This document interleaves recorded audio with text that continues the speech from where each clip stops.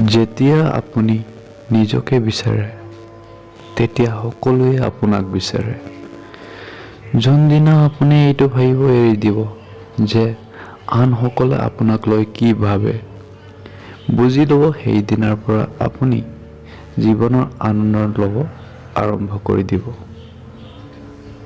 আপুনি ইমান খঙাল নহ'ব যে কোনোবাই আপোনাক থু পেলাই দিয়ে, আৰু ইমান সহজ সৰলো হ'ব নালাগে যিহেতু আপুনি বা আপোনাক গেলি দিয়ে। ভগৱানৰ পৰা যি বিচাৰো সদায় ভগৱানকে বিচাৰিবা, কাৰণ ভগৱান যেতিয়া তোমাৰ হ'ব তেতিয়া সকলো তোমাৰ হ'ব। কোনো ভাবিব দৰকাৰ নাই যে আনসকলে আপোনাক লৈ কি ভাবে। ভাবিব লগা কথা এইটো যে আপুনি নিজকে কি ভাবে।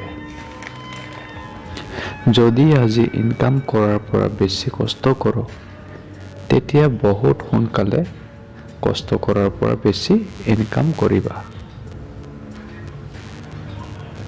জীৱনত সময়ে সময়ে ৰং সলনি হয়, আৰু সকলোৱে সোধে বোলে ফাকুৱা কেতিয়া আছে। যোনে বেলেগৰ মুখত হাঁহি ফুটি চাব বিচাৰে, ওপৰৰ সকলে তেওঁৰ হাঁহি কেতিয়াও কাঢ়ি লৈ নাযায়। হাৰি যোৱাটো এটা জ্ঞান হয় যি নিজকে সলনি হ'বৰ কাৰণে সময় দিয়ে। ভাল মানুহ কেতিয়াও সলনি নহয়।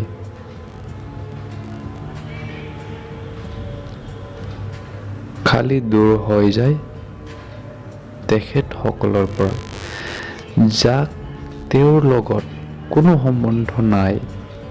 সকলোবোৰ সহজ হয় যেতিয়া আপুনি বিজি হৈ থাকে, যিকোনো সহজ নহয় যেতিয়া আপুনি এলেহুৱা হয়। জীৱনত আমি যিকোনো বস্তু বিচাৰো সেইটো সহজতে কেতিয়াও নাপাওঁ, কিন্তু জীৱনৰ এটা সঁচাকৈ এইটোও হয় যিহেতু আমি পাব বিচাৰো সেইটো সহজে নহয়।